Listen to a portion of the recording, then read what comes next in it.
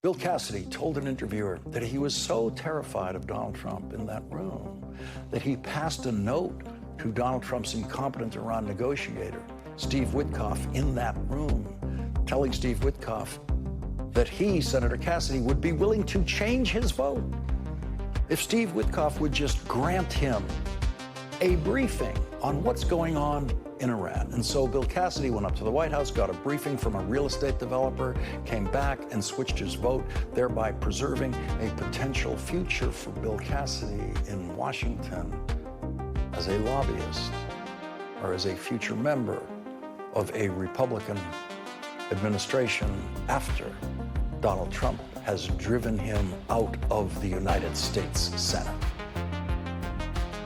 But you had also said the American people need that information. So the American people aren't getting those public hearings and briefings. So last night when I asked about that in my briefing, they said right now the negotiations are delicate.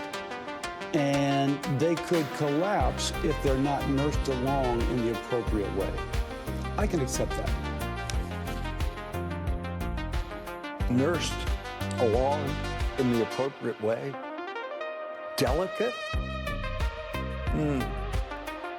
That morning, Donald Trump nursed along the negotiations with one of his typically unhinged public threats to end the negotiations, saying that if what he was hearing about the negotiations was false information, quote, negotiations would end immediately.